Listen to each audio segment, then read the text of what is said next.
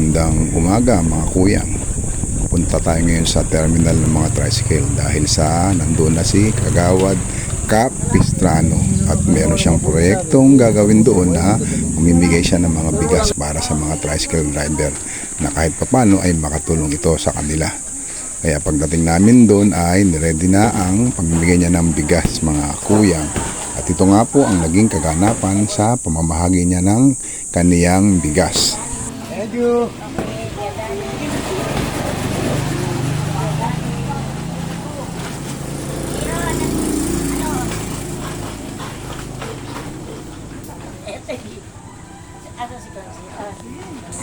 Ang pamamahagi po niya nito ng kaniyang bigas ay mula sa kaniyang kabutihang loob.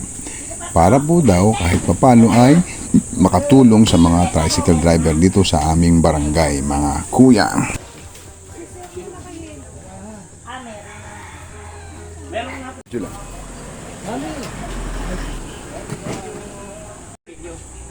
Isa-isa po namin silang lahat binigyan ng bigas na mula sa puso ng aming Kagawad Capistrano. Kami po ay tulong-tulong dito ng tropang serbisyo.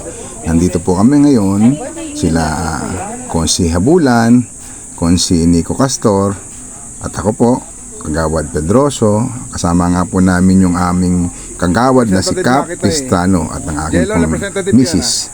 Nakatulong din namin sa pamamahagi ng bigas na mula kay Kagawad Capistrano. Ang iba po namin kasing kasamahan na kagawad na si Kagawad Grace Kasidsid ay busy siya ngayon.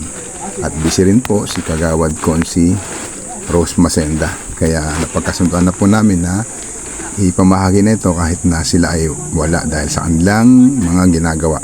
Kaya nang matapos na namin ipamahagi yung mga bigas ay dumaan muna kami sa isang karinderya para makapag-almusal. At pagkatapos po ay tumuloy na kami naman para sa pamamahagi naman namin ng munting gamot na tulong para sa mga may sakit na aming barangay. May nadaanan nga po kami isang tao doon na nakaupo ay agad itong binigyan ng isang supot na bigas at tumuloy na nga kami sa pamamahagi namin ng aming munting handog na gamot para sa aming mga kabarangay. 2 tao itong aming pupuntahan na bibigyan namin ng aming munting handog na gamot. Kaya ito na nga po ang ginawa namin pamamahagi para naman po sa mga gamot sa aming mga kabarangay, mga kuya. Oh, saan pa kayo? Dito kuya sa ano natin.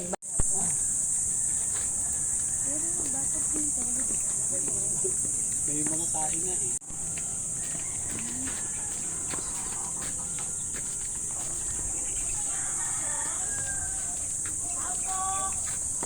Nang dumating kami sa lugar kung saan ay yung huling namin bigyan ng gamot ay agad itong tinawag ni Kagawad Capistrano para nga po mabigyan niya na ng gamot at tapos ay uwi na rin kami mga kuyang.